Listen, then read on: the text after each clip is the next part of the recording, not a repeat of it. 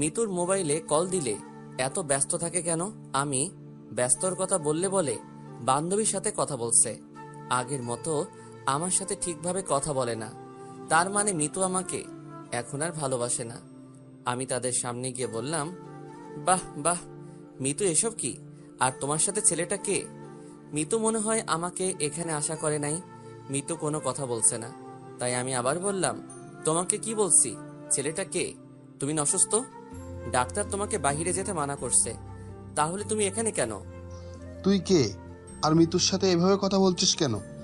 কথাটা ওকে জিজ্ঞেস করো, আমি কে? মিতু ও কে? আর তোমার সাথে এভাবে কথা বলছে কেন? আমি ওকে চিনি না রনি। কোথা থেকে আসে এসব ছোট লোক?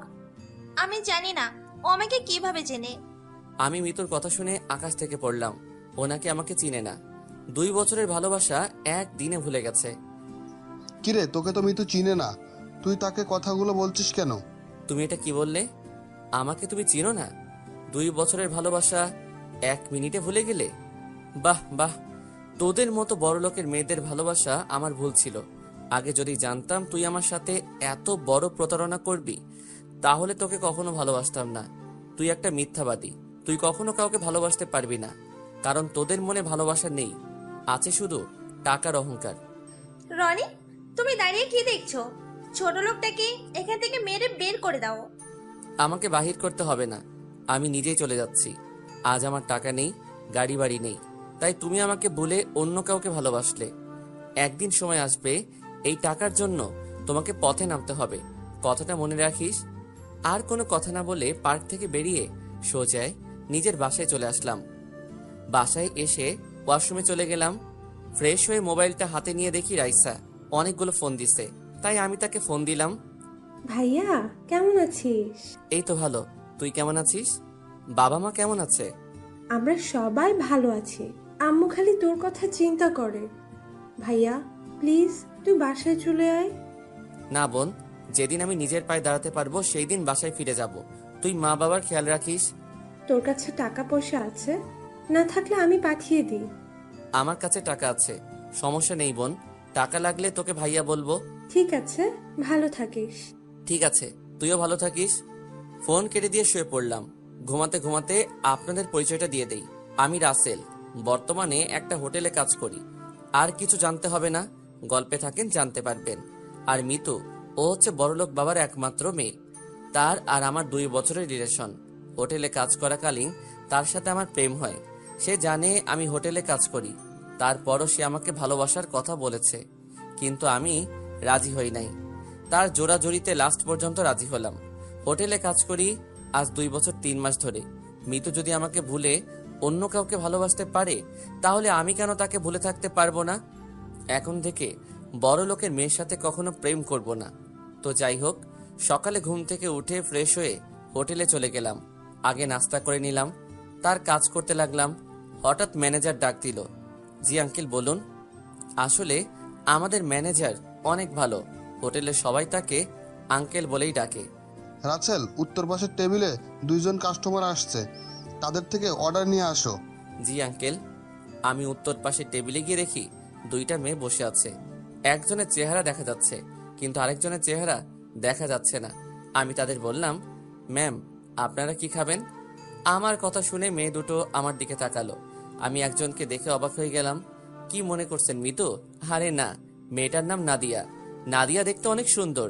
আমি আর নাদিয়া একসাথে কলেজে পড়েছি। নাদিয়ারা ছিল অনেক গরিব, তার বাবা কষ্ট করে তার পড়াশোনা চালিয়েছে। কিন্তু নাদিয়া কলেজে কারোর সাথে তেমন কথা বলতো না, কারণ সে গরিব। এ কারণে কারোর সাথে মিশে না। আপনার নাম নাদিয়া না? জি, আমার নাম নাদিয়া। আপনি রাসেল, রাইট? এবং অনেক মেয়ের ক্রাশ ছিলেন।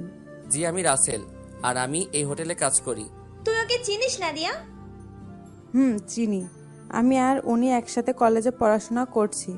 তো আপনি ঢাকা ছেড়ে এখানে কেন? আসলে নাদিয়ার বাবা মারা গেছে, আজ 1 মাস হয়েছে। এখন নাদিয়া পুরো একা হয়ে গেছে। নাদিয়ার সাথে আমার ফেসবুকে পরিচয়। যখন জানতে পারলাম তার বাবা মারা গেছে, তখন তাকে বলি আমার এখানে চলে আসতে। খুব ভালো করছেন। তো আপনার নাম? জি, আমার নাম তিশা। পরিবারে আব্বু আম্মু আর আমি থাকি। আমি একটা অফিসে কাজ করি, তাই দিয়ে সংসার চলে। ও, এবার বলুন কি খাবেন। তারপর তারা অর্ডার দিল। আমি তাদের খাবার এনে দিলাম, কিন্তু নাদিয়ার চেহারার দিকে তাকিয়ে দেখি ও মনে হয় কি চিন্তা করছে। কিছু মনে না করলে একটা কথা বলতে পারি? মনে করার কি আছে বলুন। নাদিয়াকে দেখে মনে হচ্ছে কি চিন্তা করছে। আমাকে একটু বলবেন কি হয়েছে? আসলে নাদিয়াকে আমি যে অফিসে চাকরি করি সেখানে নিয়ে গেছে, কিন্তু বস বলল তাদের নাকি লোক লাগবে না। তাই এখন সে চিন্তা করছে কি করবে। ও এ কথা, সমস্যা নেই, আমিও চাকরির ব্যবস্থা করে দিব। আগে খাবার খেয়ে নাও। আপনি কিভাবে আমার চাকরির ব্যবস্থা করে দিবেন? সেটা আপনাকে ভাবতে হবে না, আগে খাবার খেয়ে নেন। তারপর দুজনে খাবার খেতে লাগলো। খাবার খাওয়া শেষ হওয়ার পর বিল দিতে আসলে আমি বলি, আপনাদের বিল দিতে হবে না, বিল আমি দিয়ে দিছি। আপনি কেন আমাদের বিল দিচ্ছেন? মনে করো বন্ধু হয়ে বন্ধুর বিল দিছি, অন্য সময় নয়, আপনি দিবেন। এখন চলেন, কোথায় যাব? আপনার চাকরির জন্য। ঠিক আছে, চলুন। তারপর হোটেল থেকে বেরিয়ে তাদের একটা অফিসের ঠিকানা দিলাম। আপনারা দুজন এই অফিসে যাবেন, আর তিশা তুমি এই অফিসে চাকরি ছেড়ে দাও, তোমাদের দুজনকে ওই অফিসে চাকরি দিবে। আপনি কি জানেন আমাদের এই অফিসে চাকরি দিবে? সেটা গেলে দেখতে পাবে, আর কোনো কথা নয়, তোমরা এখনই ওই অফিসে চলে যাও। ঠিক আছে। তারা দুজনে একটা রিক্সা নিয়ে অফিসের উদ্দেশ্যে চলে গেল। তারা যাওয়ার পর আমি ফোনটা বের করে রাইসাকে ফোন দিলাম। হ্যালো ভাইয়া, কেমন আছিস? হঠাৎ ফোন দিলি যে? আমি ভালো আছি। শোন, তোকে যে কারণে ফোন দিলাম, বল। তোর কাছে দুইটা মেয়ে যাবে, একটার নাম নাদিয়া, আরেকটার নাম তিশা। তাদের অফিসে চাকরি দিয়ে দিবি। ঠিক আছে ভাইয়া, তুই কোনো চিন্তা করিস না, আমি তাদের চাকরি দিয়ে দিব। আর শোন, তাদের বেতন বাড়িয়ে দিবি। আচ্ছা, ঠিক আছে। ওকে, ভালো থাকিস, নিজের দিকে খেয়াল রাখিস। হুম। ফোনটা কেটে আবার হোটেলে চলে গেলাম। কাজ শেষ করে বাসায় আসতেই হঠাৎ রাস্তায় দেখে একটা মেয়ে পড়ে আছে। আমি মেয়েটার কাছে গেলাম, দেখি মেয়েটার পুরো শরীরে রক্তে রঞ্জিত হয়ে আছে। পাশে মেয়েটার মোবাইল পড়ে আছে। রক্তের কারণে মেয়েটার চেহারা ঠিকমতো দেখা যাচ্ছে না। আশেপাশে কোনো গাড়ি দেখতেছি না। কিছুক্ষণ পর দেখি একটা সিএনজি আসছে এইদিকে। তারপর সিএনজি দাঁড় করিয়ে মেয়েটাকে নিয়ে হাসপাতালে চলে গেলাম। ডাক্তার মেয়েটাকে ভিতরে নিয়ে গেল। আমি বাহিরে অপেক্ষা করতে লাগলাম। কিছুক্ষণ পর ডাক্তার বেরিয়ে এসে বলল, আপনি রোগীর কি হন? আমি কিছুই হই না, রাস্তায় পড়েছিল, তাই আমি তাকে হাসপাতালে নিয়ে আসলাম। ও, আপনি এখনই ও পজিটিভ রক্ত নিয়ে আসেন 2 ব্যাগ। রোগীর শরীর থেকে অনেক রক্ত বের হয়েছে, আমাদের এখানে 2 ব্যাগ আছে, আরো 2 ব্যাগ লাগবে। আপনি এখনই রক্ত ব্যবস্থা করে নিয়ে আসেন, তা না হলে রোগীকে বাঁচানো সম্ভব হবে না। ডাক্তার, আমার রক্ত ও পজিটিভ, আপনি আমার থেকে রক্ত নিন। ঠিক আছে, আপনি আমার সাথে আসুন, আগে আপনার রক্ত টেস্ট করতে হবে। ঠিক আছে, চলুন। আমি ডাক্তারের সাথে ভিতরে গেলাম। তারপর রক্ত টেস্ট করে দেখলো ঠিক আছে। তারপর 2 ব্যাগ রক্ত দিয়ে বেরিয়ে আসলাম। হঠাৎ পকেটের মোবাইলটা বেজে উঠলো। আমি আমার মোবাইল বের করে দেখি আমার মোবাইলে কল আসে নাই। মেয়েটার মোবাইলে ফোন আসলো। মোবাইলের উপর তাকিয়ে দেখি আমার জান, হয়তো তার বয়ফ্রেন্ড হবে। আমি ফোনটা ধরলাম। আসসালামু আলাইকুম। ওয়ালাইকুম আসসালাম। তুমি কে? আমার মেয়ে সাদিয়া কোথায়? আসলে আপনার মেয়ে হাসপাতালে ভর্তি আছে। কি হয়েছে আমার মেয়ের? এখন কোন হাসপাতালে আছে? সেটা আমি বলতে পারবো না। আমি আপনার মেয়েকে রাস্তায় দেখি রক্তাক্ত অবস্থায় পড়ে আছে, তারপর তাকে হাসপাতালে নিয়ে আসি, আর আপনার মেয়ে এই হাসপাতালে আছে। ঠিক আছে, আমরা এক্ষুনি আসছি। বলে ফোন কেটে দিল। আমার শরীরটা কেমন দুর্বল লাগছে, তাই আমি কেস কাউন্টারে মোবাইলটা রেখে তাদের বললাম 104 নম্বর কেবিনে রোগীর বাবা আসলে তাকে ফোনটা দিয়ে দিতে। আমার কথা জিজ্ঞেস করলে বলবেন আমি বাসায় চলে গেছি। বলে আমি বাসায় চলে আসলাম। ঘড়ির দিকে তাকিয়ে দেখি রাত 2টা বেজে গেছে, তাই আর দেরি না করে শুয়ে পড়লাম। দেখতে দেখতে 1 মাস চলে গেল। নাদিয়া আর তিশা মাঝে মাঝে আমার সাথে দেখা করে, তাদের সাথে ভালো বন্ধুত্ব হয়ে গেছে। ওই মেয়েটাকে দেখতে গিয়েছিলাম পরের দিন, কিন্তু তার বাবা নাকি মেয়েটাকে নিয়ে গেছে বাসায়। সকালে ঘুম থেকে উঠে ফ্রেশ হয়ে হোটেলে আসার পর আঙ্কেল ডাক দিল। বলুন আঙ্কেল। রাসেল, আমাদের একটা বড় অর্ডার পড়েছে। এই এলাকার এমপির মেয়ের জন্মদিন, তাই আমি চাই সব কিছু তুমি দেখাশোনা করবে, কারণ তোমার থেকে বেশি কেউ বোঝে না। ঠিক আছে আঙ্কেল, আমি সবকিছু রেডি করছি। ঠিক আছে। তারপর মাল সামানা নিয়ে এমপির বাড়ি চলে গেলাম। সবকিছু ঠিক করে দিয়ে বাসায় চলে আসলাম। পরের দিন সকালে ঘুম থেকে উঠে ফ্রেশ হয়ে এমপির বাড়িতে চলে গেলাম। আপনারা হয়তো ভাবছেন কি কাজ, আসলে আমরা সবার খাবারের সব আইটেম প্যাক করব। আমি এসে দেখি তারা সবাই কাজ শুরু করে দিছে। দেখতে দেখতে সন্ধ্যা হয়ে গেছে, সব মেহমান আসতে শুরু করে দিছে। আর আমাদের খাবারের আইটেম সব রেডি হয়ে গেছে। এমপির মেয়ের জন্মদিন বলে কথা, সব বড় বড় লোক আসছে, কিন্তু আমি এখনো পর্যন্ত এমপির মেয়েকে দেখলাম না। হঠাৎ দেখি 10-12টা গাড়ি আসলো, সব মিডিয়া সামনে চলে গেল। মনে হয় বড় কোনো লোক আসছে। ঠিকই ধরেছেন, এ আর কেউ নয়, উনি কে তা পরের পর্বে জানতে পারবেন। যদি ভালোবাসা বিশেষ কিছুর উপর নির্ভর করে গড়ে ওঠে, তাহলে সেই বিশেষ কিছু হারিয়ে গেলে ভালোবাসাও হারিয়ে যায়। কিন্তু যে ভালোবাসা কোনো কিছুর উপরই নির্ভর করে না, সেটাই চিরজীবনের জন্য থেকে যায়। এটাকেই হয়তো বলে স্বার্থহীন ভালোবাসা। ভালোবাসি বাগানের ঝরে যাওয়া ফুল, ভালোবাসি মেঘলা নদীর কুল, ভালোবাসি উড়ন্ত এক ঝাঁক পাখি, আর ভালোবাসি তোমার ওই দুই নয়নে রাখি। হঠাৎ 10-15টা গাড়ি আসলো, মিডিয়া সব গেটের সামনে চলে গেল। তখন যে গাড়ি থেকে নামছে সে আর কেউ নয়, বর্তমান সিএম, এবং তার সাথে আরেকজনকে দেখে আমি অবাক হয়ে গেলাম। তাকে দেখে আমি একটু আড়ালে চলে গেলাম। আপনারা হয়তো ভাবছেন উনি কে, তাই তো? উনি আর কেউ নয়, বর্তমান মন্ত্রী মোশাররফ চৌধুরী, মানে আমার বাবা। আপনারা হয়তো বলবেন, একজন মন্ত্রীর ছেলে হয়ে হোটেলে কাজ করি কেন? সবই জানতে পারবেন, গল্পে থাকেন। আব্বু সবার সাথে কথা বলে ভিতরে আসলো। তারা তাদের বসার জায়গায় গিয়ে বসলো। কিছুক্ষণ পর এমপির মেয়েকে নিয়ে আসলো। আমি তো এমপির মেয়েকে দেখে চোখ ফিরাতে পারছি না। টানা টানা চোখ, ঠোঁটের পাশে একটা তিল আছে, সেটা তার সৌন্দর্যকে আরো দ্বিগুণ করে তুলছে। এক কথায় বলতে গেলে একটা পরী। তার এমপির মেয়ে সিএম এবং মাই ফাদারের সাথে পরিচয় হলো। পরিচয় হওয়ার পর স্টেজের উপর উঠলো। সাদিয়ার বাবা মা সাদিয়ার দুই পাশে দাঁড়ালো। তারপর সাদিয়া কেক কাটলো। সাদিয়া তার মা বাবাকে খাইয়ে দিল। তারপর আমাদের লোক খাবার পরিবেশন করলো, মন্ত্রীর করতে লাগলো। আপনাদের বলে রাখি, আমার মুখে মাস্ক পরেছিলাম। বাবাকে দেখার পর তো যাই হোক, সবাই খাবার খেতে লাগলো। হঠাৎ একটা মেয়ে এসে আমাকে বলল, আপনি এখানে? কেন বলুন তো, আপনি কি আমাকে চিনেন? আপনাকে আমি চিনি না, তবে একটা হোটেলে কাজ করতে দেখেছি। ঠিকই ধরেছেন, আমি হোটেলে কাজ করি। আজকে এমপির বাসায় খাবারের আয়োজন আমরা করতেছি। ওহ, আমি সাথী, এখানে কলেজে পড়ি। আর সাদিয়া আমার বান্ধবী। ও, আমি রাসেল, বর্তমানে হোটেলে কাজ করি।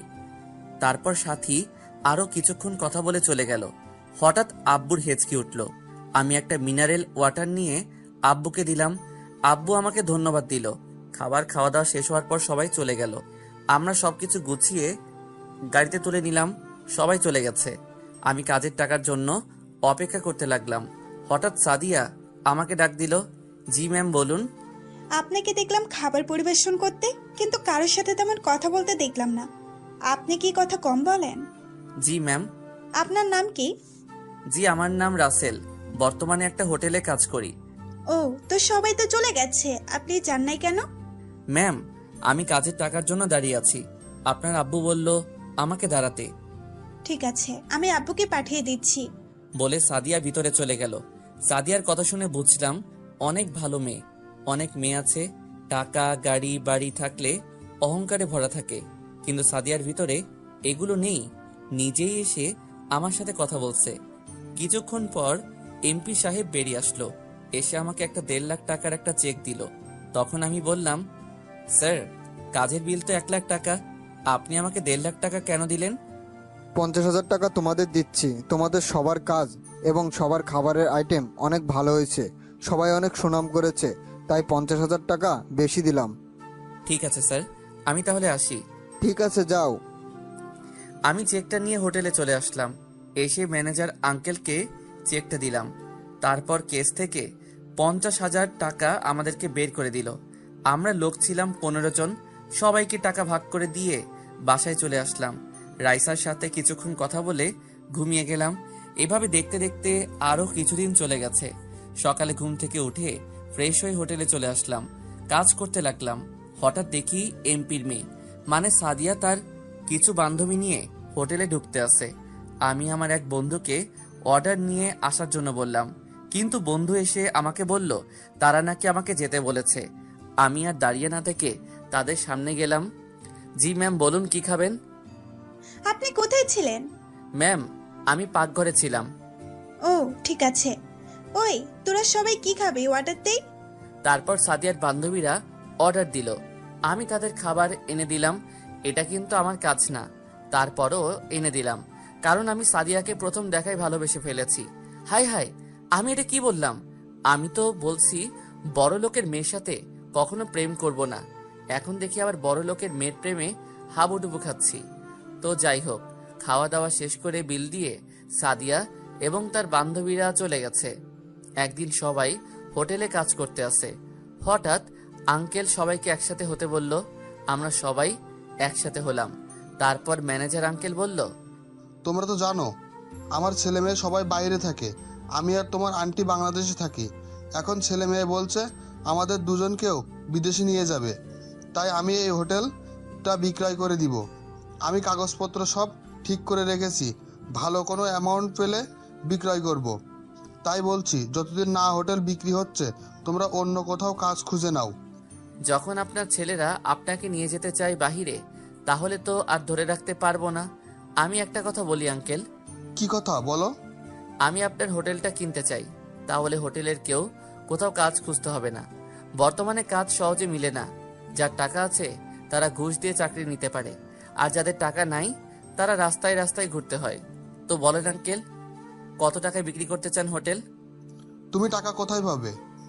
আপনার এখানে কাজ করে যা টাকা পাই সবগুলো আমি জমা করে রেখেছি, আর আমার আগের কিছু জমানো টাকা আছে। আপনি বলুন কত টাকা হলে হোটেলটা বিক্রি করবে?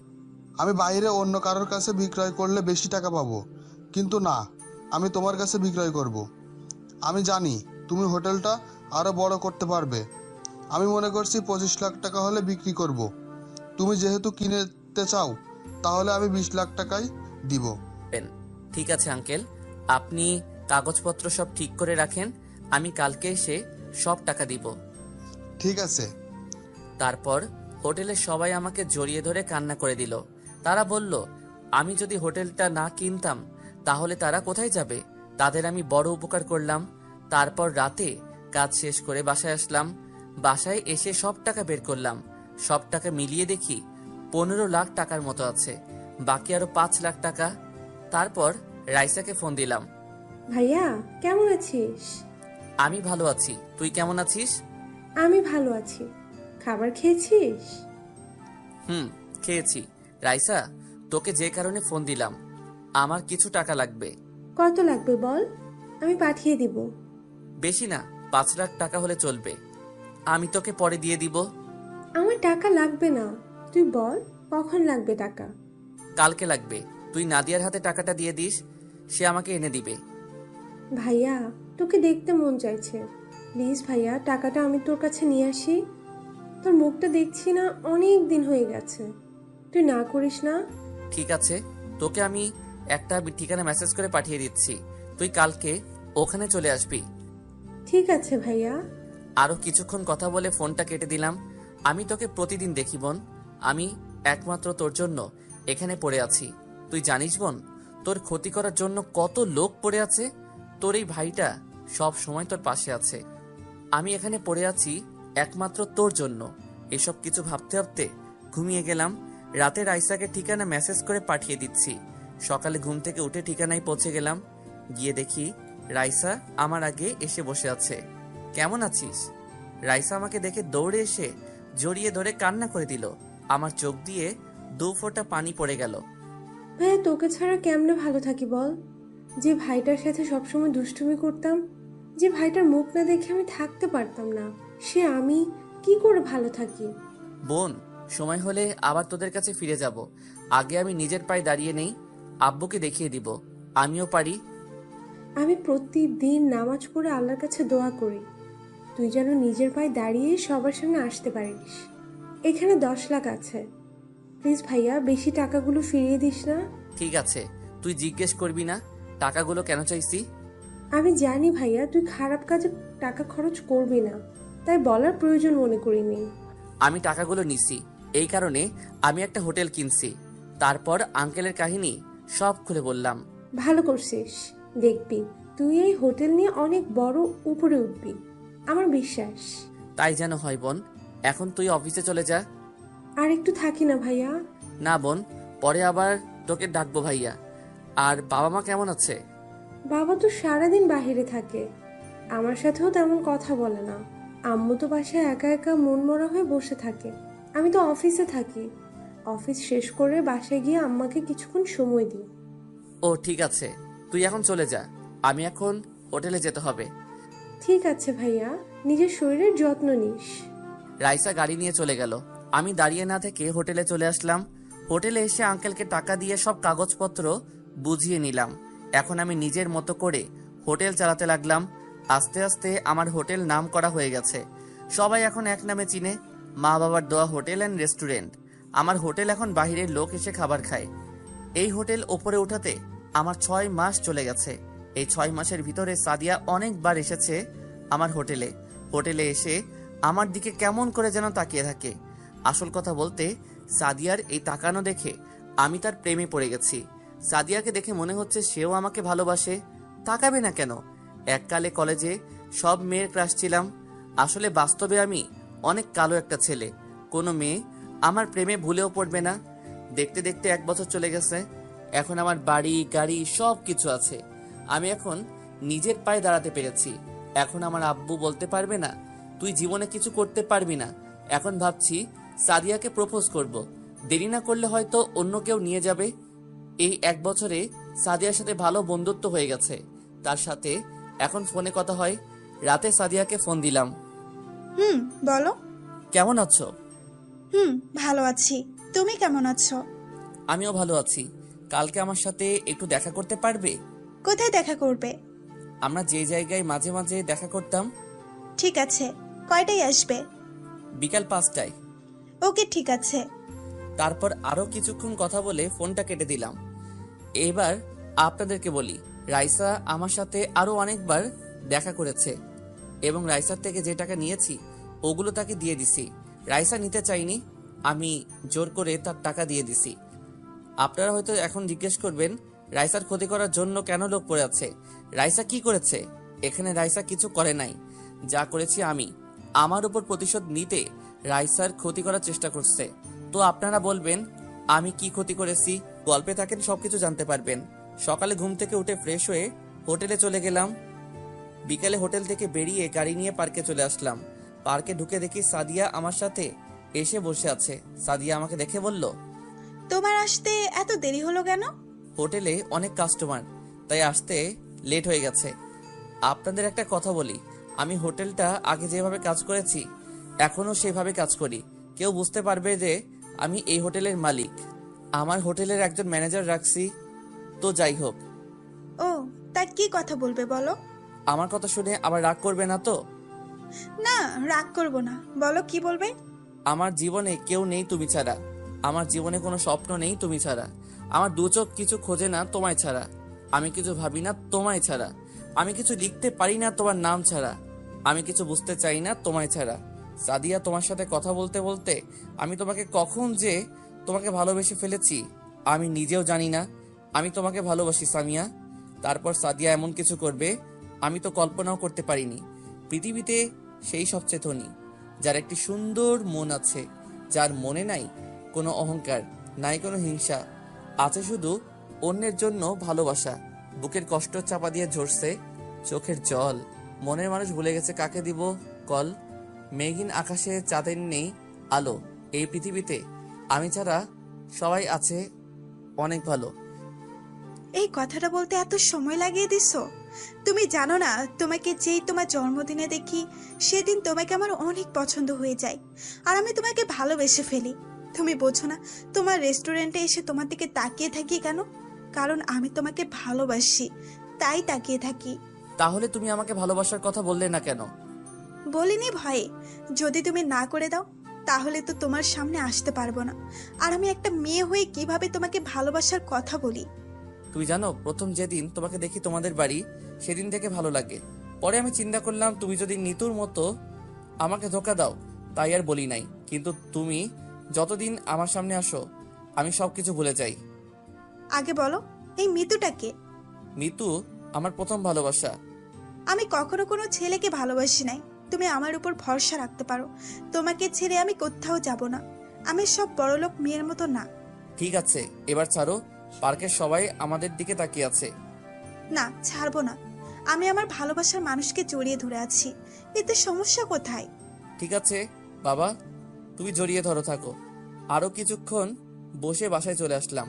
সাদিয়াকে তাদের বাসায় নামিয়ে দিয়ে আমি আমার বাসায় চলে আসলাম। বাসায় এসে ফ্রেশ হয়ে বিছানায় শুয়ে পড়লাম। হঠাৎ মোবাইলটা বেজে উঠলো। তাকিয়ে দেখি রাইসা ফোন দিছে। কেমন আছিস? আমি ভালো আছি, তুই কেমন আছিস? আমি ভালো আছি। বাবা মা তারা কেমন আছে? আম্মু তো তোর চিন্তায় চিন্তায় অসুস্থ হয়ে পড়েছে, আর এখন আব্বুও কেমন যেন হয়ে গেছে। কি করব বল, আমার আরো কিছু কাজ বাকি আছে। কাজ শেষ করে বাসায় ফিরে আসবো। প্লিজ ভাইয়া, তুই বাসায় ফিরে আয়। সময় হলে অবশ্যই ফিরে আসবো। তুই আব্বু আম্মুর খেয়াল রাখিস। হুম। আর তোকে যে কারণে ফোন দিছি সেটাই তো বলা হয়নি। কি কথা বল? আজকে আমাকে দেখতে এসেছে। ছেলে আমেরিকা থাকে, আমাকে তাদের পছন্দ হয়েছে। আর ছেলে নাকি আব্বুর বন্ধুর ছেলে। ছেলে অনেক ভালো, বিয়ের পর আমাকে আমেরিকা নিয়ে যাবে। তাহলে তো ভালোই। তো দিন তারিখ কবে ঠিক করবে? আকাশ আজকে রাতে বাংলাদেশ আসবে, কালকে এসে আন্টি পড়িয়ে দিবে, 3 তারিখ ঠিক করবে। তুই এই বিয়ে করিস না রাইসা। কেন ভাইয়া? কারণ তোকে একজন মানুষ অনেক আগে থেকে পছন্দ করে এবং ভালোবাসে। মানুষটা কে, আর তার নাম কি?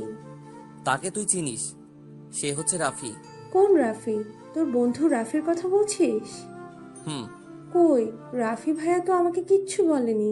সে বলে নাই আমার কারণে। যদি আমি তার সাথে বন্ধুত্ব নষ্ট করে দেই, সেই ভয়ে তোকে বলতে পারে না। তুই জানলি কিভাবে যে রাফি আমাকে ভালোবাসে? আমি একদিন রাফির বাসায় গিয়ে তার রুমে বালিশের নিচে একটা ডায়েরি পাই। তারপর ডায়েরি খুলে দেখি তোর ছবি ডায়েরির ভিতরে। তারপর আমি ডায়েরিটা পড়ে জানতে পারলাম তোকে সে কলেজে দেখে ভালোবেসে ফেলে। তো এখন আমি করব, তুই বল। তুই এখন আব্বু আম্মুকে বলে দে তুই একজনকে ভালোবাসিস। তুই তার বন্ধুর ছেলেকে বিয়ে করতে পারবি না। এই কথা বললে আব্বু অনেক কষ্ট পাবে ভাইয়া। সেটা নিয়ে তোকে চিন্তা করতে হবে না, আমি ওটা দেখে নিব। আচ্ছা ঠিক আছে। আরো কিছুক্ষণ কথা বলে ফোনটা কেটে দিলাম। আমি জানি আব্বু রাইসাকে অনেক ভালোবাসে। রাইসার সুখের জন্য আব্বু সব করতে পারে। আমাকে ভালোবাসে না তা নয়, আমাকেও ভালোবাসে, শুধু আমার উপর অভিমান করে আছে। রাতে একজনের সাথে কিছু কথা বলে ঘুমিয়ে পড়লাম। এভাবে দেখতে দেখতে আরো 10-15টা দিন চলে গেল। আব্বু প্রথমে রাইসার অমন অবস্থায় অভিমান করেছে, কিন্তু অভিমান করে বেশি দিন থাকতে পারে নাই। আব্বু রাফিকে তার বাবা মাকে নিয়ে বাসায় যেতে বলছে। আপনাদের বলি, রাফিদের 2টা কোম্পানি আছে, একটা তার বাবা দেখে, আরেকটা রাফি। রাফিকে আব্বু আম্মুর সবার পছন্দ হয়েছে। তারা সামনে শুক্রবার বিয়ের দিন ঠিক করেছে। হাতে সময় আছে 3 দিন। আব্বু তার বন্ধুকে বুঝিয়ে বলছে। এরপর আর কিছু বলে নাই। এখানেও একটা রহস্য আছে, পাশে থাকেন জানতে পারবেন। এবার আপনাদের বলি আব্বুর সাথে আমার কি হয়েছে। আপনাদের বলি, আব্বু মন্ত্রী পদে এসে টাকার নেশা তার ভিতরে ঢুকে যায়। যারা সরকারি চাকরি নিতে আসে তাদের থেকে তাদের একটা চাকরি দেয়। এটা নিয়ে আব্বুর সাথে তর্ক বিতর্ক সৃষ্টি হয়। এরপর আব্বু আমাকে বলে, পারলে টাকা কামিয়ে দেখা, অনেক পরিশ্রম এবং টাকা খরচ করে মন্ত্রী পদ পেয়েছি, আমাদের মতো পরিশ্রম করে টাকা কামিয়ে দেখা। আমি টাকা কমিয়ে ঠিকই দেখাবো, তবে তোমার মতো হারাম টাকা না। আমি হালাল টাকা কামিয়ে তোমাকে দেখাবো। তুই যদি হালাল টাকা কামিয়ে আমার সামনে আসতে পারিস তাহলে আমি হারাম খাওয়া ছেড়ে দিব। তারপর আর কি, বাসা থেকে বেরিয়ে হোটেলে কাজ নিলাম। তারপর কি হলো আপনারা তো জানেন। পরের দিন সকালে উঠে আর রেস্টুরেন্টে যাইনি, কারণ আমি বাড়িতে যাব।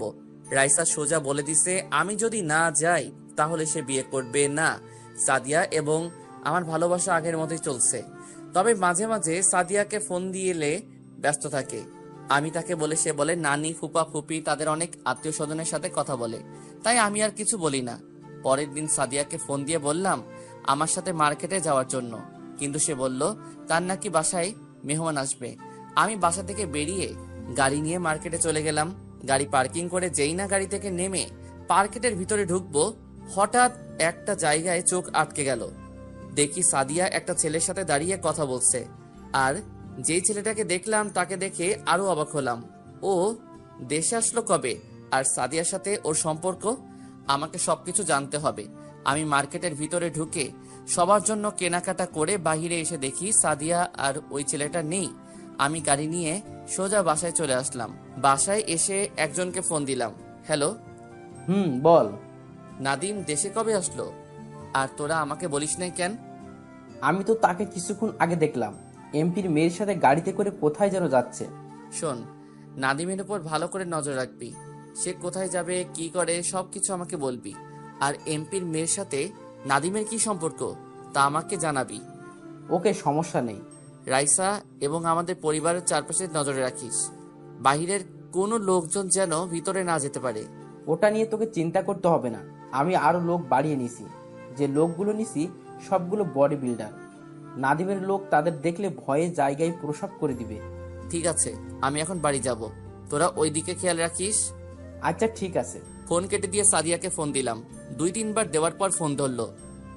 বলো। কোথায় তুমি? হঠাৎ এই কথা?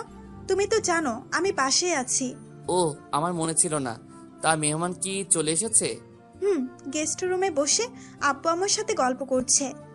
আচ্ছা, তোমাকে যেটার জন্য ফোন দিচ্ছি, আমি আমার এক বন্ধুর বোনের বিয়েতে যাব। তুমি কি আমার সাথে যাবে? তুমি যাও, আমার এসব বিয়ে বাড়িতে যেতে মনে কয় না। মানুষের চেঁচামেচি আমার ভালো লাগে না। ঠিক আছে, তাহলে আমি গেলাম। রাতে ফোনে কথা হবে। ওকে, যাও। আল্লাহ হাফেজ। আল্লাহ হাফেজ। আমি ফোন কেটে দিয়ে মনে মনে বললাম, তুমি কেন যাবে না তা আমার ভালো করে জানা আছে। আর তুমি আমাকে ভালোবাসো না, আমার সাথে প্রেমের অভিনয় করছো। কারণ নাদিমের সাথে তোমাকে দেখে আমি বুঝতে পেরেছি। দেখি সাদিয়া, তুমি আমার সাথে কত নাটক করতে পারো। তুমি এখনো এই রাসেলকে চিনো না। তারপর রেডি হয়ে গাড়ি নিয়ে বাসায় চলে আসলাম। আপনাদের বলি, আমি আমাদের বাসা থেকে কিছুটা দূরে থাকি। বাসায় আসতে 1 ঘন্টা সময় লাগে। বাড়ির সামনে আসার পর বাড়ির দারোয়ান গেট খুলে দিল। ভিতরে যাওয়ার পর গার্ড এসে দরজা খুলে দিল। দারোয়ান তার আমাকে দেখে চিনে ফেলছে। আমি গাড়ি থেকে নেমে দরজার সামনে এসে কলিং বেল চাপ দিলাম। আম্মু এসে দরজা খুলে দিল। আমাকে দেখে জড়িয়ে ধরে কান্না করে দিল। মায়ের চেহারা আগের থেকে অনেক শুকিয়ে গেছে, কারণ মা আমাকে অনেক ভালোবাসে। আমি মায়ের চোখের পানি মুছে দিয়ে বললাম, আম্মু কান্না করো না। তুই আমাদের ছেড়ে কিভাবে থাকলি? তোর একবারও কে মায়ের কথা মনে পড়ে নাই? তুই জানিস না তোকে আমি কত ভালোবাসি? আম্মু, তোমাকে প্রতিদিন মনে পড়ে। আব্বুর কথা রাখতে আমি বাড়ি থেকে বের হয়ে গেছি। আজ আমি বাবার কথা রাখতে পেরেছি। এখন আমি নিজের পায়ে দাঁড়িয়েছি। আমি হালাল টাকা কামিয়ে আজ আমি টাকা পয়সার মালিক হয়েছি। ঠিক আছে, এখন ভিতরে আয়। চলো। আব্বু কোথায়? তোর আব্বু একটা জনসভায় গেছে, কিছুক্ষণের মধ্যেই চলে আসবে। ওহো, আমার কলিজা কোথায়? ওর রুমে আছে, যা গিয়ে দেখা করে দুজনে ফ্রেশ হয়ে নিচে আয়, আমি টেবিলে খাবার দিচ্ছি। ঠিক আছে আম্মু, বলে আমি রাইসার রুমে চলে আসলাম। এসে দেখি বোন আমার রাফির সাথে মোবাইলে হেসে হেসে কথা বলছে। বাহ বাহ, বিয়ে না হতেই এত কথা। না জানি বিয়ের পর কি করবি। আমাকে তার রুমে দেখে ফোনটা কেটে দৌড়ে এসে জড়িয়ে ধরে কান্না করে দিল। এই পাকলি, কান্না করিস কেন? তুই আসবি, আমাকে বললি না কেন? বলে দিলে তো আর সারপ্রাইজ দিতে পারতাম না। আমি অনেক খুশি হয়েছি ভাইয়া, তুই আবার ফিরে এসেছিস। ঠিক আছে, এখন ফ্রেশ হয়ে নাও, দুজনে একসাথে খাবার খাবো। ঠিক আছে ভাইয়া, আমি এখনই ফ্রেশ হয়ে আসছি। রাইসা ফ্রেশ হতে চলে গেল। আমি আমার রুমে চলে আসলাম। রুমটা কি সুন্দর করে সাজিয়ে রেখেছে। আমি ওয়াশরুমে ঢুকে ফ্রেশ হয়ে নিচে চলে আসলাম। কিছুক্ষণ পর রাইসা এসে আমার পাশে বসলো। আব্বু বলল সে নাকি আমাকে নিজের হাতে খাইয়ে দিবে। রাইসা বলল তাকেও খাইয়ে দিতে। আম্মু রাইসাকে আর আমাকে খাইয়ে দিল। খাবার খেয়ে রুমে চলে আসলাম। আপনাদের একটা কথা বলি, রাইসা জানে না আমি যে মন্ত্রীর ছেলে। রুমে এসে একজনকে ফোন দিলাম। তারপর সে যেটা বলল আমি তো অবাক হয়ে গেলাম। তার মানে সাদিয়া আমার ব্যাপারে সবকিছু জানে। তাহলে চলুন ওপাশ থেকে কি বলেছে। কোনো খবর পেয়েছিস? আমি তোকে ফোন দিতে মোবাইল হাতে নিছি, এখন দেখি তুই ফোন দিলি কেন? নাদিমের সাথে এমপির মেয়ে সাদিয়ার সব খবর জেনে গেছি। কি জানিস বল। সাদিয়া হচ্ছে নাদিমের মামাতো বোন। সাদিয়া বিদেশ থেকে পড়াশুনো করে দেশে এসেছে। আর কি জানিস? আমাদের লোক তাদের পিছনে লাগিয়েছি। কিছুক্ষণ আগে ওরা আমাকে সব বলল। সাদিয়া তোর সাথে প্রেমের অভিনয় করছে। সবকিছু নাদিমের প্ল্যান, যাতে তোকে মারতে সুবিধা হয়। আর সাদিয়া এটাও জানে তুই মন্ত্রীর ছেলে। ওরা কিভাবে জানলো আমাকে সাদিয়া মারার জন্য প্রেমের অভিনয় করছে? নাদিম আর সাদিয়া একটা রেস্টুরেন্টে খাবার খেতে খেতে এইসব বলছে। আমাদের লোক সব শুনে আমার কাছে বলছে। আচ্ছা, তোদের মধ্যে মামাতো ভাই বোন ছাড়া অন্য কোনো প্রাণী আছে? সেরকম কিছু জানতে পেরেছে? এমন কিছু জানতে পারে নাই। ও, আমার মনে হয় সাদিয়া যদি সত্যিটা জানতো তাহলে নাদিমের কথায় কখনো রাজি হতো না। ওপাশে কে কথা বলছে তা আর গোপন রাখবো না। ও আর কেউ নাই, আমার বন্ধু এনামুল। তার একটা গ্রুপ আছে আর তার নাম শুনলে এলাকার মানুষ ভয় পায়। আমি আর এনামুল একসাথে কলেজে পড়ছি। কলেজে পড়া অবস্থায় এনামুল এই গ্রুপ তৈরি করে। এনামুল কোনো খারাপ কাজ করে না, সে সবসময় মানুষের বিপদে এগিয়ে আসে। বলতে গেলে এনামুল, রাফি আর আমি বেস্ট ফ্রেন্ড। তো যাই হোক, তো এখন কি করব বল? এখন কিছু করা যাবে না, আগে রাইসার বিয়েটা শেষ হোক, তারপর যা করার করব। তোরা নাদিম আর সাদিয়াকে চোখ বেড়ে রাখবি, তারা কখন কোথায় যায়, কি করে, সবকিছু আমাকে জানাবি। আচ্ছা ঠিক আছে। আরো কিছুক্ষণ কথা বলে কেটে দিলাম। ফোনটা কেটে দরজার সামনে তাকিয়ে দেখি আব্বু দাঁড়িয়ে আছে। আব্বু কি এনামুল আর আমার কথা শুনে ফেলেছে? মনে মনে বললাম, আব্বু কেমন আছো? আমি ভালো আছি, তুই কেমন আছিস? আমিও ভালো আছি। আর আমি তোমার কথা রেখেছি, আমি এখন হালাল টাকা উপার্জন করি।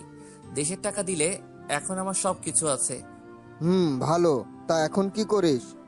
মা বাবার দোয়া হোটেল অ্যান্ড রেস্টুরেন্ট, এদের নাম শুনেছো? শুনেছি রেস্টুরেন্টটা বাংলাদেশের একটা বিখ্যাত হোটেল। ওটাই বাইরে থেকে মানুষ এসে খাবার খায়। ঠিকই শুনেছো, ওটার মালিক আমি। ও, আর কিছু না বলে আব্বু চলে গেল। আমি মনে মনে বলতে লাগলাম, আব্বুর তো কোনো রিয়াকশন দেখলাম না। আজ কত বছর পর বাড়িতে আসলাম, নাকি আমার সব কথা শুনে ফেলছে। যাই হোক, এটা নিয়ে পরে ভাবা যাবে। রাতে সবার সাথে খাবার খেয়ে আমি নিজের রুমে চলে আসলাম। বিছানায় শুয়ে ম্যানেজারের সাথে কিছুক্ষণ কথা বলে সাদিয়াকে ফোন দিলাম, কিন্তু সাদিয়ার ফোনটা ওয়েটিং এ আছে। কিছুক্ষণ পর রাইসা আমার রুমে আসলো, তার সাথে কিছুক্ষণ কথা বলে ঘুমিয়ে গেলাম। সকালে ঘুম থেকে উঠে ফ্রেশ হয়ে নিচে এসে দেখি সব মেহমান আসা শুরু করছে। রাতে গায়ে হলুদের অনুষ্ঠান শেষ করে রুমে চলে আসলাম, কিন্তু অবাক করার বিষয় হলো সাদিয়া আমাকে একটা ফোনও দিল না। আমি দেখবো সাদিয়া তুমি আমার কি করতে পারো, তুমি এখনো এই রাসেলকে চিনতে ভুল করছো। পরের দিন ধুমধাম করে রাইসার বিয়ে হয়ে গেল। রাইসা যাওয়ার সময় আমাকে ধরে অনেক কান্না করছে, বাসাটা কেমন ফাঁকা হয়ে গেছে। এভাবে দেখতে দেখতে 5 দিন চলে গেল। সাদিয়ার সাথে এখনো কথা হয় নাই, তাকে ফোন দিছে অনেকবার, কিন্তু ফোন বন্ধ। এনামুল বলছে নাদিয়াকে কিছুদিন ধরে দেখছি না। নাদিম মাঝে মাঝে এমপির বাসায় আসে। রাইসাকে বিয়ের পরের দিন আমাদের বাসায় নিয়ে এসেছি। গতকাল রাইসা আর রাফি চলে গেল। এখন সে অফিস নাদিয়া আর তিশা দেখাশোনা করে। নাদিয়া আর তিশাকে একটা ফ্ল্যাট বাড়ি আর অফিসে যাওয়া আসার জন্য একটি গাড়ি দেওয়া হয়েছিল।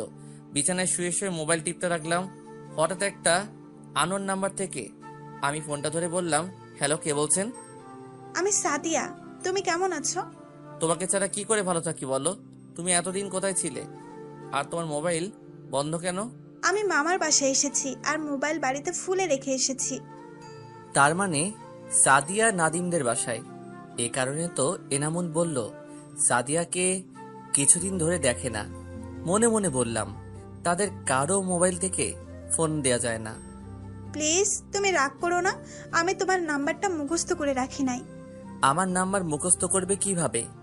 আমাকে কিভাবে মারবে তার প্ল্যান করছো? আপনারা কি ভাবছেন আমি ওর সাথে এত সুন্দর করে কথা বলছি কেন? আরে ভাই, এটা আমি ওর সাথে অভিনয় করছি, দেখি তার মনের অনুভূতি কেমন। ও আজকে আমার সাথে দেখা করতে পারবে? কোথায় দেখা করবে? কফি শপে, রাত 9টা।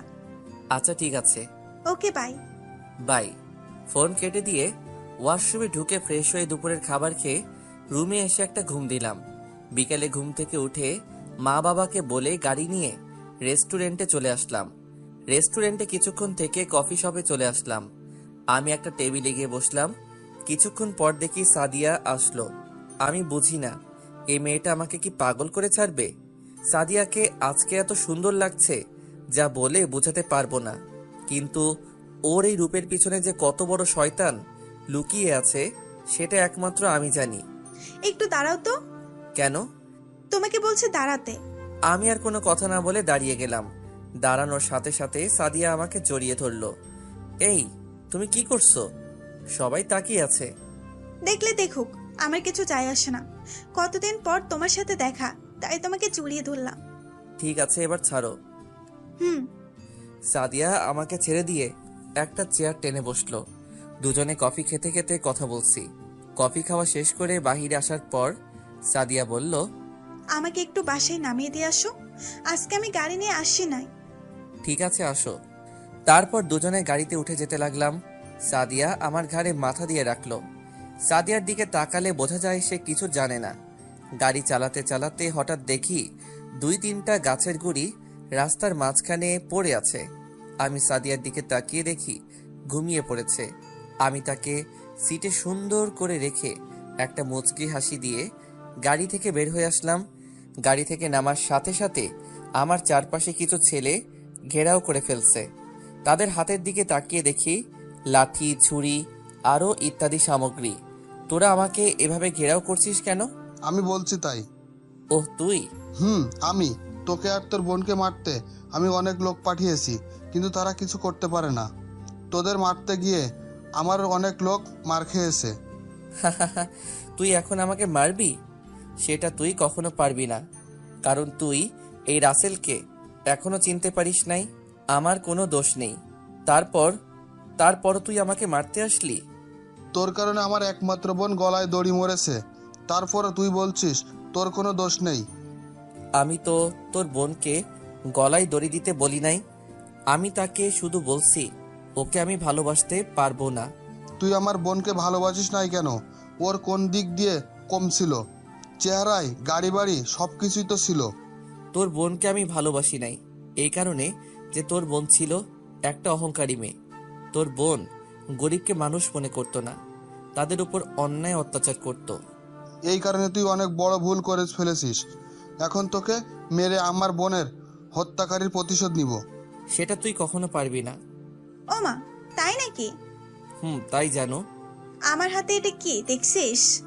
তোর কারণে আমার মামাতো বোন রিয়া গলায় দড়ি দিছে। তোকে আমি বাঁচিয়ে রেখি কিভাবে? এবার আমি বলি, তুমি শোনো। আমি জানি সাদিয়া তুমি আমাকে ভালোবাসো নাই, আর তুমি এটাও জানো আমি একজন মন্ত্রীর ছেলে। আমাকে মারার জন্য তুমি আমার সাথে প্রেমের অভিনয় করছো। ঠিকই ধরেছিস। আমি কখনো তোকে ভালোবাসি নাই। আমি বিদেশ থেকে পড়াশোনা শেষ করে বাড়িতে আসার পর নাদিম আমাকে সবকিছু খুলে বলেছে। তারপর আমি তোকে মারার প্ল্যান করি। আমার জন্মদিনে তোকে দেখে আমি তো অবাক হয়ে গেলাম। তারপর তোর সাথে নিজেই গিয়ে কথা বললাম। তোর রেস্টুরেন্টে গিয়ে তোর দিকে তাকিয়ে থাকতাম যেন তুই বুঝতে পারিস আমি তোকে পছন্দ করি। পরে তুই নিজেই এসে আমাকে ভালোবাসার কথা বলছিস। তোকে মারার জন্য অনেক প্ল্যান করছি, কিন্তু কোনো কাজ হয় নাই। তারপর নাদিমকে ফোন দিয়ে দেশে আসতে বললাম। তোকে চিনতে পেরেছি। নাদিম আমাকে তোর একটা ছবি পাঠিয়েছে। তোর বোনকে মারতে চেয়েছি, কিন্তু তোর বোনের চারপাশে তুই লোক লাগিয়ে রেখেছিস, তাই তাকে কিছু করতে পারি নাই। এখন তোকে মারবো, তারপর রিয়ার আত্মা শান্তি পাবে। বলে আমাকে গুলি করে দিল। আমি তাকিয়ে দেখি নাদিম আমাকে গুলি করছে। সাদিয়া দাঁড়িয়ে দাঁড়িয়ে হাসতে আছে। কিন্তু অবাক করার বিষয় হলো এনামুল আর তার লোকের কি হলো? তাদের তো আমি গাড়িতে থাকতে লোকেশন দিয়ে দিছি। আমি মাটিতে পড়ে গেলাম।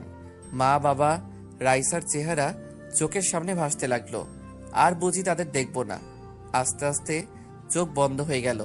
এবার হয়তো আপনারা আসল রহস্য জেনে গেছেন যে নাদিম আমাকে কেন মারছে। সাদিয়ার একটু কষ্ট হলো না? ওর আবার কষ্ট হবে কেন? ও তো আমাকে ভালোবাসে নাই। আপনাদের আরেকটা রহস্য খুলে বলি। আমার আব্বু রাইসার সাথে আকাশের বিয়ে মানা করার পর কেন কিছু বলল না? আকাশের আব্বু, আকাশ আর তার বাবা কেন কিছু বলে নাই? তাহলে আকাশের বাবা অবৈধ ব্যবসা করে, নারী পাচার করে বাহিরে রাষ্ট্রে, আর বাহিরে আকাশ সব কিছু করে। আকাশের আব্বু এসব করে আমার আব্বুর পাওয়ারে। আব্বুর সাথে কিছু করতে গেলে তাদের ব্যবসা বন্ধ হয়ে যাবে, সে কারণে কিছু বলে নাই। মনে পড়ে তোমাকে যখন থাকি নীরবে ভাবি, শুধু তোমাকে সবসময় অনুভবে স্বপ্নে দেখি। তোমাকে চোখের প্রতি পলকে আপন ভাবি, তোমাকে আমার প্রতি নিঃশ্বাসে ও বিশ্বাসে। তুমি সেই স্বপ্ন পড়ি যাকে নিয়ে স্বপ্ন দেখি। তুমি সেই অনুভূতি যাকে আমার মন অনুভব করে। তুমি সেই প্রেমিকা যার ভালোবাসার ছন্দ প্রেমিক আমি। চোখ খুলে দেখি আমার পাশে একজন মায়ের বয়সী মহিলা বসে আছে। চারপাশে তাকিয়ে দেখি আমি একটা হাসপাতালের কেবিনে আছি। আমাকে চোখ খুলতে দেখে মহিলাটি আমাকে জড়িয়ে ধরে কান্না করে দিল আর বলতে লাগলো, বাবা রাসেল, তোর জ্ঞান ফিরেছে? আজকে 3 দিন পর তোর জ্ঞান ফিরেছে। আপনি কে? আমি তো আপনাকে চিনতে পারছি না। কি বলছিস তুই? আমি তোর মা। আমি আপনাকে চিনতে পারছি না। মহিলাটি ডাক্তারকে ডাকতে শুরু করলো। কিছুক্ষণ পর একজন ডাক্তার কেবিনে আসলো। দেখেন ডাক্তার, আমার ছেলে আমাকে চিনতে পারছে না। দেখি, আপনি একটু সরুন, আমি দেখছি। ডাক্তার আমাকে ভালো করে দেখে বলল, যেটা ভেবেছিলাম সেটাই হয়েছে। আপনার ছেলে স্মৃতিশক্তি হারিয়ে ফেলেছে। তাকে গুলি করার পর মাথায় আঘাত করা হয়েছে, তাই আপনার ছেলে অতীতের সব কিছু মনে করতে পারছে না। কি বলছেন ডাক্তার? আমার ছেলে কি ভালো হবে না? সেটা বলতে পারছি না, আল্লাহ চাইলে ভালো করতে পারেন। তবে একটা কথা শুনে রাখবেন, ওকে কখনো উত্তেজিত করবেন না, তাহলে মাথায় সমস্যা হতে পারে। ঠিক আছে ডাক্তার, আল্লাহ আমার ছেলেকে বাঁচিয়ে রাখছে, এটাই অনেক। আমি ওর আব্বুকে ফোন দিয়ে আসতে বলছি। তারপর আম্মু আব্বুকে ফোন দিয়ে হাসপাতালে আসতে বলল। হঠাৎ একটা মেয়ে এসে আমাকে জড়িয়ে ধরে কান্না করে দিল। এই, আপনি কে? আর আমাকে জড়িয়ে ধরলেন কেন? ভাইয়া তুই কি বলছিস? আমি তোর বোন রাইসা। আমি তো আপনাকে চিনতে পারছি না। আম্মু, ভাইয়ার কি হয়েছে? ও আমার সাথে এভাবে কথা বলছে কেন? তারপর আম্মু রাইসাকে সবকিছু খুলে বলল। আমি আপনাদের কাউকে চিনতে পারছি না। রাইসা আর আম্মু কান্না করছে। কিছুক্ষণ পর দেখি একজন বাবার বয়সী লোক কেবিনের ভিতরে আসলো। ভিতরে ঢুকে আমার পাশে বসে বলল, কেমন আছিস রাসেল? আমি ভালো আছি। আপনি কে? আমি তোর বাবা, তুই কি আমাকে চিনতে পারছিস না? আমি কাউকে চিনতে পারছি না। আম্মু আব্বুকে সবকিছু খুলে বলল। 5 দিন পর আমাকে তাদের বাসায় নিয়ে গেল। আমাকে একটা রুমে নিয়ে গেল। রুমের ভিতরে ঢুকে দেখি চারপাশে আমার ছবি দিয়ে ভরা। আচ্ছা, ওই ছেলেটাকে দেখতে একেবারে আমার ওটা তুই বাবা, তোর স্মৃতিশক্তি হারিয়ে গেছে, তাই তুই কাউকে চিনতে পারিস নাই। তুই আস্তে আস্তে সব অতীত মনে করতে থাক, দেখবি সব কিছু মনে পড়বে। আমি অতীত মনে করতে লাগলাম, কিন্তু আমার কিছুই মনে পড়ছে না। হঠাৎ মাথা ব্যথা শুরু হয়ে গেল। আমি বিছানায় বসে পড়লাম। আমি কিছুই মনে করতে পারছি না। আমার মাথা প্রচুর ব্যথা করছে। ভাইয়া তোর কিছুই মনে করতে হবে না, তুই এখন রেস্ট নে। তারা আর কোনো কথা না বলে রুম থেকে বেরিয়ে গেল। আমি বিছানায় শুয়ে পড়লাম। দেখতে দেখতে 1 মাস চলে গেল। আমি এখন পুরো সুস্থ, কিন্তু আমি অতীত মনে করতে পারছি না। আম্মুকে বলে বাহিরে একটু ঘুরতে আসলাম। আম্মু বলল গাড়ি নিয়ে যেতে, কিন্তু আমি মানা করছি। আমি বাসা থেকে বেরিয়ে আসতে কিছু গার্ড আমার পিছনে আসতে লাগলো। আমি তাদের পিছনে আসতে মানা করছি। রাইসা তার স্বামীর বাড়ি চলে গেছে। আব্বুকে মাঝে মাঝে দেখি মন খারাপ করে বসে থাকে। আমি হাঁটতে হাঁটতে একটা পার্কে গেলাম। পার্কের ভিতরে ঢুকে দেখি সব জোড়া জোড়া বসে আছে। হঠাৎ একটা ছেলে আমার সামনে এসে বলল, রাসেল, তুই কেমন আছিস? আপনি কে? আপনাকে তো চিনতে পারছি না। আমি জানি তুই আমার উপর রেগে আছিস। শোন, আমি ওই দিন 15-20 জন পোলাপাই নিয়ে তোর লোকেশন অনুযায়ী আসতেছিলাম। হঠাৎ মাঝ রাস্তায় বড় একটা ট্রাক এসে আমাদের গাড়ির সাথে মেরে দেয়। এতে কজন ওখানে মারা যায় আর সবাই আহত হয়। আমি মাথায় প্রচুর ব্যথা পাই। তারপর আশেপাশের লোকজন এসে আমাদের হাসপাতালে নিয়ে যায়। কিছুদিন আগে হাসপাতাল থেকে বাসায় এসেছি। তোকে অনেক ফোন দিছি, কিন্তু তোর ফোন বন্ধ। বাসায় ভালো লাগছে না, তাই পার্কে আসলাম, এসে তোর সাথে দেখা। তোর উপর আমার রাগ ছিল অনেক, কিন্তু এখন আর রাগ নেই। আমি জানি এটা নাদিমের প্ল্যান। এখন আমাদের নাদিমকে ধরতে হবে। আর তোকে একটা কথা বলি, তুই কাউকে বলবি না। কি কথা বল? আমার বাসার সবাই জানে আমার স্মৃতিশক্তি হারিয়ে গেছে। আসলে আমার কিছুই হয় নাই, আমার সবকিছু মনে আছে। এই প্ল্যান করছি যাতে নাদিম আর সাদিয়াকে ধরতে পারি। এই সত্যিটা একমাত্র তুই জানিস। এটা তুই কি করে ভাবলি? যেদিন সবাই জানে আমার জ্ঞান ফিরেছে, আসলে সেই দিন আমার জ্ঞান ফিরে নাই। আমার আগের দিন রাতে জ্ঞান ফিরেছে। আমি ডাক্তারের সাথে প্ল্যান করি। ডাক্তার যেন আমার বাবা মার কাছে বলে আমার স্মৃতিশক্তি হারিয়ে গেছে। এটা তুই কিভাবে করলি? আমি জানি নাদিম আর সাদিয়া যদি জানতে পারে আমি এখনো বেঁচে আছি, তাহলে আমাকে মারার জন্য আবার আসবে। কিন্তু আমি তাদের সাথে অভিনয় করে যাব, তাদের নিজের আয়ত্তে এনে কঠিন শাস্তি দিব। তুই তাদের সাথে মিলবি কিভাবে? ওরা তো তোকে দেখলে মারার জন্য আসবে। মিলার একমাত্র উপায় হলো সাদিয়া। তাকে কিডন্যাপ করলে মিলা সম্ভব। কিন্তু তাকে কিভাবে কিডন্যাপ করবি? একটা প্ল্যান বের করতে হবে যাতে সাদিয়াকে কিডন্যাপ করতে পারি। তোর পোলাপাইন এখন কেমন আছে? আর তোর কত পোলাপাইন আছে বর্তমানে? আমার তো এখনো অনেক পোলাপাইন আছে। ঠিক আছে, আমি তোর সাথে রাতে কথা বলবো। আমি এখন মার্কেট থেকে মোবাইল কিনে বাসায় যাব। বেশি দেরি হলে আব্বু আম্মু চিন্তা করবে। ঠিক আছে, যা। আমি আর কোনো কথা না বলে মার্কেটে চলে গেলাম। মার্কেট থেকে মোবাইলটা কিনে বাসায় চলে আসলাম। কলিং বেল চাপ দেওয়ার পর আম্মু এসে দরজা খুলে দিল। আমাকে বলছে এতক্ষণ কোথায় ছিলাম। আমি বলছি পার্কে কিছুক্ষণ ঘুরছিলাম। আরও কিছুক্ষণ কথা বলে রুমে চলে আসলাম। রুমে এসে নতুন সিম কার্ড মোবাইলে ঢুকালাম। মোবাইল চালু করে সবকিছু ঠিক করে রেখে দিলাম। তারপর ওয়াশরুমে ঢুকে ফ্রেশ হয়ে দুপুরের খাবার খেয়ে রুমে চলে আসলাম। দেখতে দেখতে আরও কিছুদিন চলে গেল। আমরা একটা প্ল্যান করে রাখছি কিভাবে সাদিয়াকে কিডন্যাপ করা যায়, কিন্তু সাদিয়া আর নাদিমকে কোথাও খুঁজে পাচ্ছি না। এমপির বাড়ির চারপাশে লোক লাগিয়ে রাখছি, আর নাদিমের বাড়ির চারপাশে যদি তাদের দেখে তাহলে যেন আমাকে খবর দেয়। নিজের রেস্টুরেন্টে যাই না, আমাকে রেস্টুরেন্টে যদি নাদিমের লোক দেখে তাহলে সমস্যা হতে পারে। কিন্তু ম্যানেজারের সাথে আমি ফোনে কথা বলি। নিজের রেস্টুরেন্টে যাই না, আমাকে রেস্টুরেন্টে যদি নাদিমের লোক দেখে তাহলে সমস্যা হতে পারে, কিন্তু ম্যানেজারের সাথে আমি ফোনে কথা বলি। রাতে সবাই মিলে খাবার খেলাম। আব্বু অল্প খাবার খেয়ে রুমে চলে গেল, আমিও খাবার খেয়ে রুমে চলে আসলাম। রুমে এসে বিছানায় শুয়ে ভাবতে লাগলাম আব্বুর কি হয়েছে, আমাকে জানতে হবে।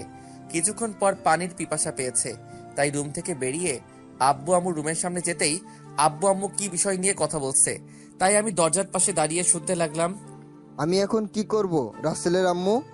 মোশাররফ আমাকে বলেছে যদি তাকে এবার এমপি বানিয়ে না দিই তাহলে সে আমার অনেক বড় ক্ষতি করবে।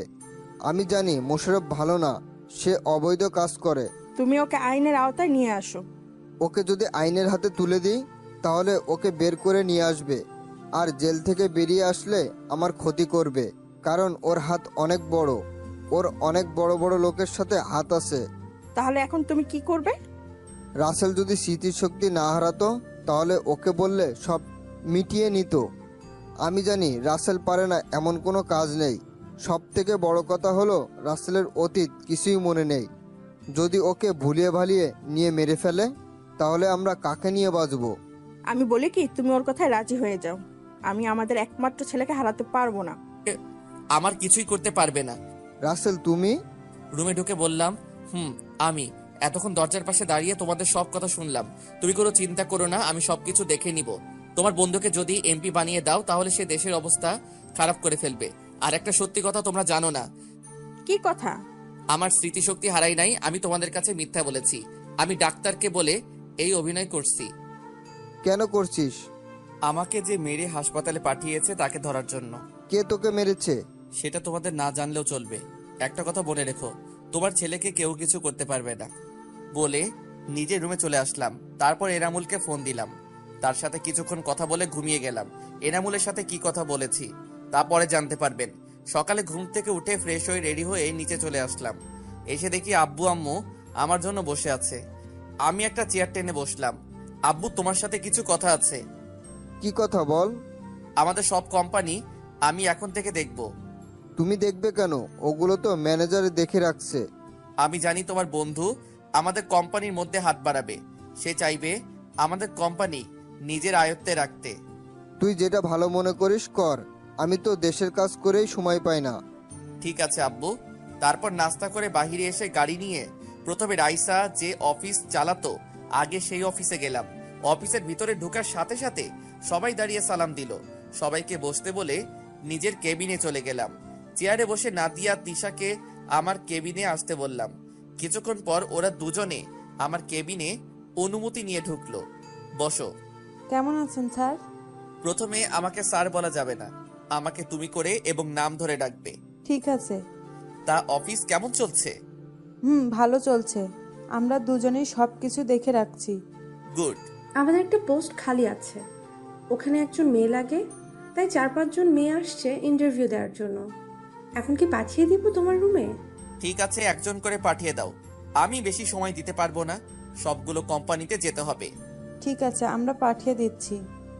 নাদিয়া আর তিশা কেবিন থেকে বেরিয়ে একজন করে পাঠিয়ে দিতে লাগলো। 4 জনের ইন্টারভিউ নেওয়া শেষ, এখন একজন বাকি।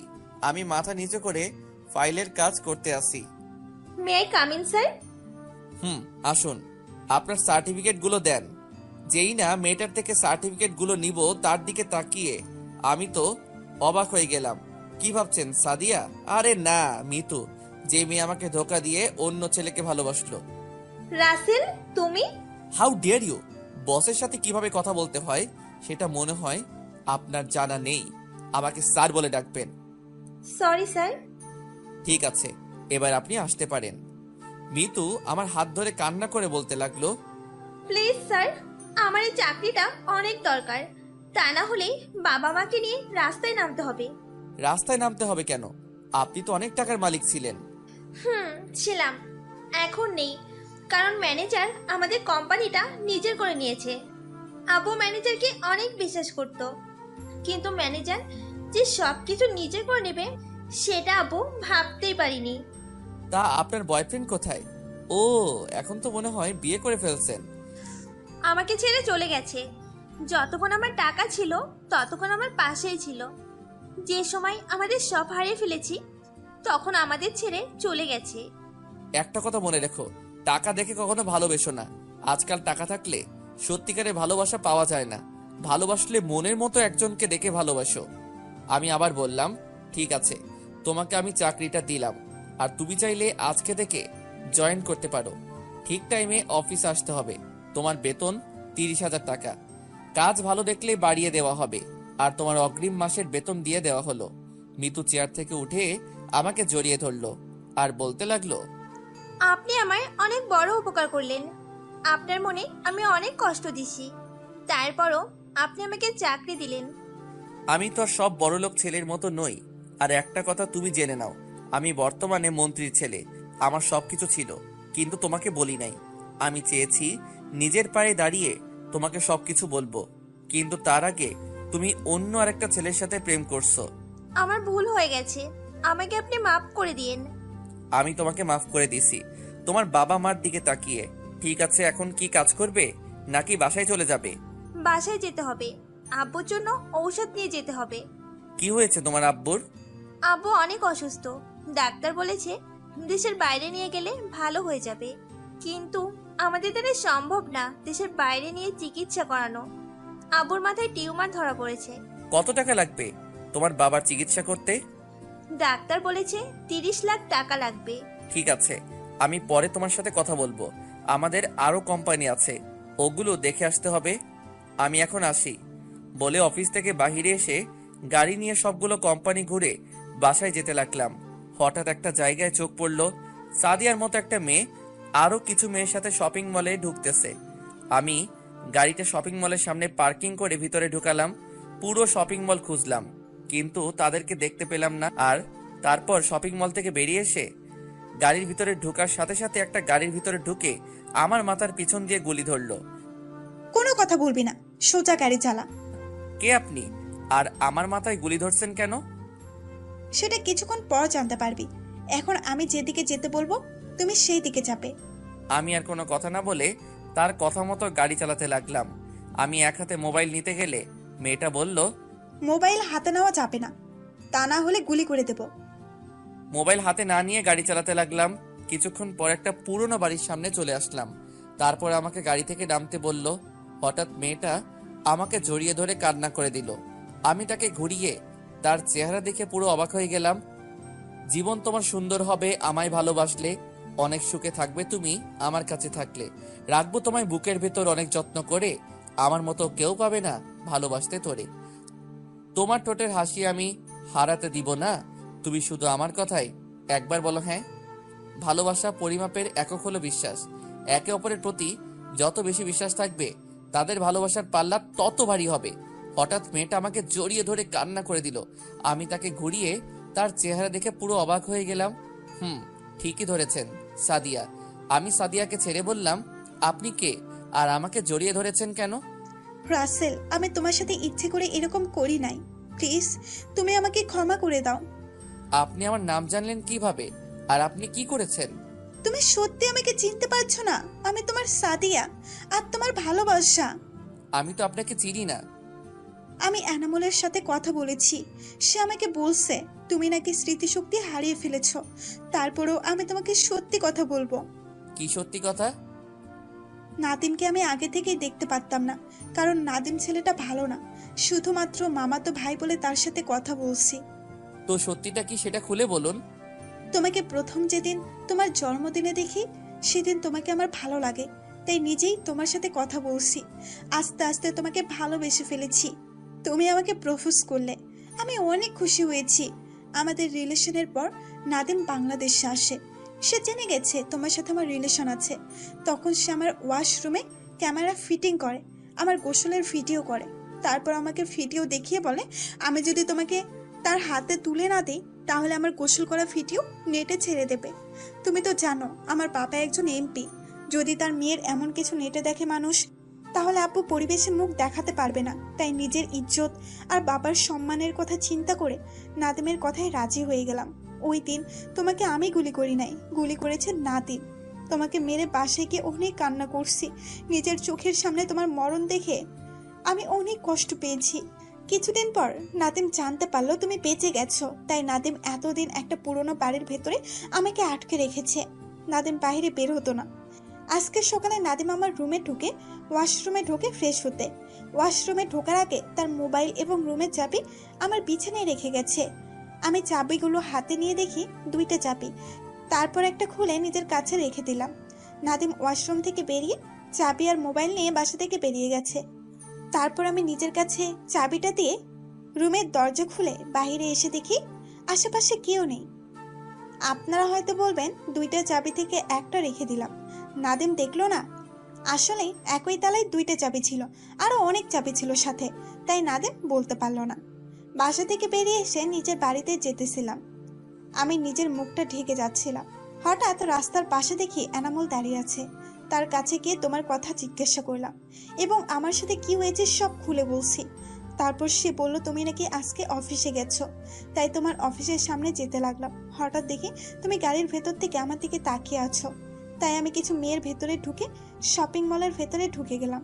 যখন দেখলাম তুমি গাড়ি দাঁড় করিয়ে ভেতরে আসতে লাগলে, তখন আমি শপিং মলের ভেতরে একটা দোকানে লুকিয়ে থাকলাম। যখন তুমি সামনে চলে গেলে, তখন আমি শপিং মল থেকে বেরিয়ে একটা খেলনা পিস্তল নিয়ে তোমার গাড়ির পাশে লুকিয়েছিলাম। তারপর কি হলো তুমি তো জানো। নাদিম এখন কোথায় আছে সেটা তুমি জানো? আমি জানতে পারলাম নাদিম অবৈধ ব্যবসা করে এবং আমেরিকা তার এক বন্ধু আছে। তার নাম জানো কি? ও মনে পড়ছে, ওর নাম আকাশ। আকাশের বাবা বাংলাদেশে থেকে সবকিছু করে, আর তারা দুজনে আমেরিকা পাচার করে। বুঝতে পারছি। তোমাকে একটা কথা বলি, আমার কিছুই হয় নাই। আমি মনে করছি তোমার সাথে অভিনয় করে নাদিমকে ধরবো। কি তুমি সত্যি বলছো? সত্যি বলছি। আর নাদিম যখন মোবাইলটা তোমার পাশে রেখে ওয়াশরুমে গেছে, তখন তুমি তার মোবাইল থেকে ভিডিওটা ডিলিট করে দিলে না কেন? তার মোবাইল লক ছিল।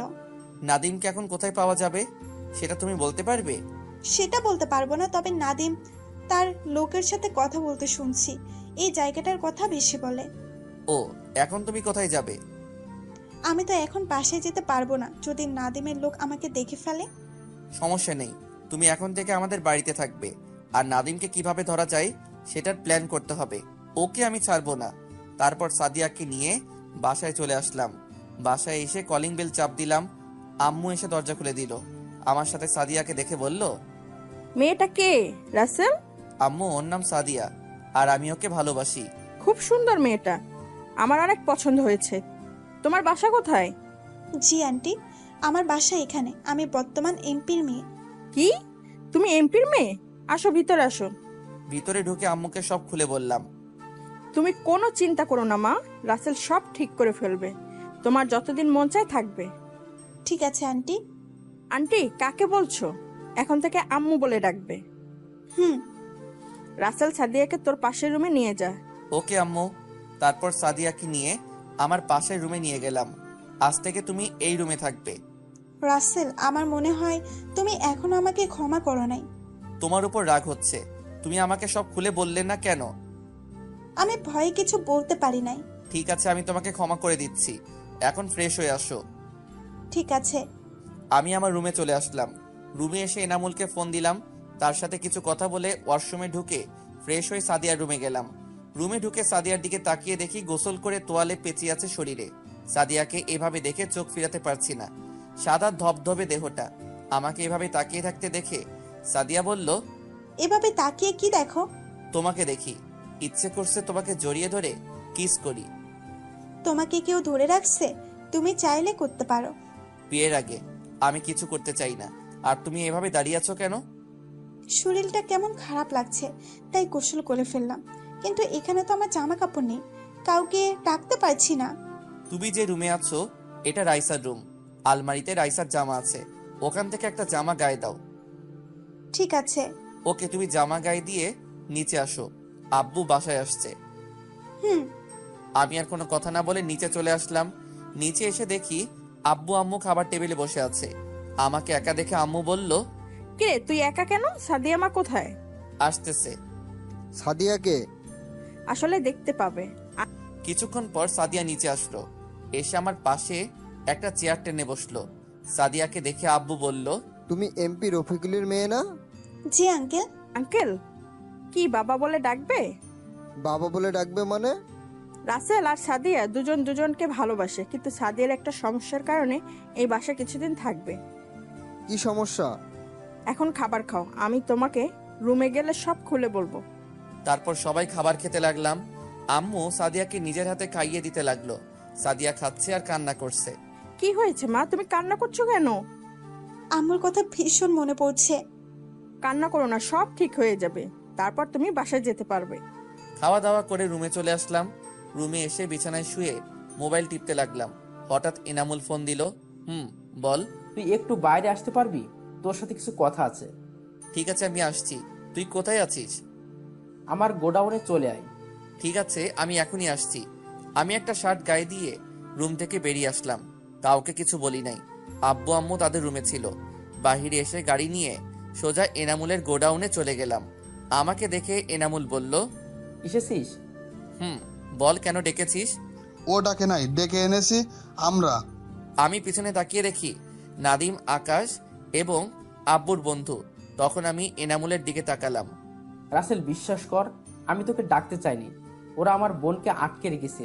ওরা বলছে তোকে যদি এখানে না নিয়ে আসি তাহলে আমার বোনকে নষ্ট করে মেরে ফেলবে। তাই বাধ্য হয়ে তোকে আসতে বললাম। রাখ তোর পেঁচাল। মনে করছিস তোর বোনকে বিয়ে করে তোদের সব সম্পত্তি আমাদের করে নিব, কিন্তু তুই তা হতে দিলি না। তাই আজকে তোর বোনের জামাই মানে তোর বন্ধুকে মেরে তোর বোনকে বিয়ে করব, আর তুই তাকিয়ে তাকিয়ে দেখবি। তোরা ওদের কিছুই করতে পারবি না। আমি তোদের কাউকে ছাড়বো না। বাবা আকাশ, ওর দেখি সহ্য হচ্ছে না, বৌমাকে নিয়ে আয়। ঠিক বলেছ আব্বু। ওই তোরা আমার জান পাখিকে নিয়ে আয়। কিছুক্ষণ পর দেখি কিছু লোক রাইসা আর রাফিকে নিয়ে আসলো। রাফির হাত বেঁধে রাখছে। রাইসা আমাকে দেখে বলল, ভাইয়া, এই শয়তানদের হাত থেকে আমাদের বাঁচাও। তোর ভাই কিছুই করতে পারবে না, সে শুধু তাকিয়ে তাকিয়ে দেখবে। কুত্তার বাচ্চা, আমি তোদের কাউকে ছাড়বো না বলে যেই না তাদের কাছে যাব, তাদের লোক আমাকে ধরে ফেললো। আকাশ, আগে ওর জামাইটাকে মেরে ফেল, তারপর বিয়ের পর ওর ভাইকে মেরে ফেলবো। আকাশ যেই না রাফিকে গুলি করবে, সেই সময় চারপাশ থেকে গোলাগুলি শুরু হয়ে গেল। তাদের লোক আমাকে ছেড়ে দিয়ে গোলাগুলি করতে লাগলো। আমি দৌড়ে গিয়ে রাফির হাত খুলে দিয়ে তাদের একটু আড়ালে নিয়ে গেলাম। আপনারা হয়তো ভাবছেন এরা কারা? এরা সবাই হলো আব্বুর লোক।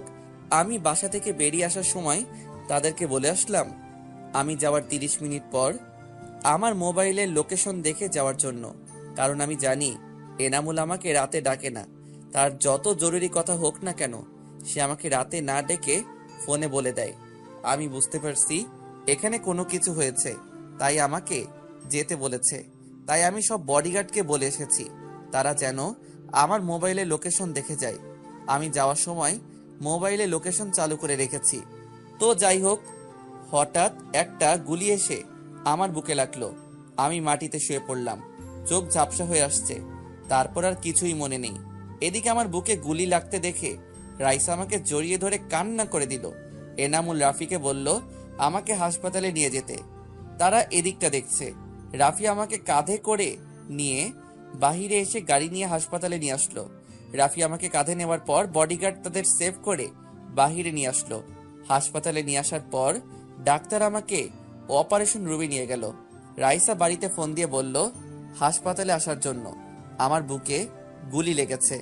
আব্বু আম্মু আর সাদিয়া এটা শুনে তারা 1 মিনিট দেরি না করে হাসপাতালে চলে আসলো। আব্বু আম্মু, সাদিয়া, রাইসা সবাই কান্না করতে লাগলো। ডাক্তার আমাকে দেখে বাহিরে গেল। ডাক্তার বাহিরে গিয়ে সাদিয়াকে বলল, আপনি এখানে? ডাক্তার, আমার রাসেলের কি হয়েছে? আপনার রাসেল মানে? ও আমার ভালোবাসা। আপনি জানেন এই রাসেল একদিন আপনাকে রক্ত দিয়ে বাঁচিয়েছে? তার মানে রাসেল আমাকে রক্ত দিয়ে বাঁচিয়েছে? এখন ওর জন্য রক্ত লাগবে। জরুরিভাবে 2 ব্যাগ রক্তের ব্যবস্থা করেন। রাসেল, এর শরীর থেকে প্রচুর রক্ত বের হয়ে গেছে। রক্ত না দিতে পারলে তাকে বাঁচানো যাবে না।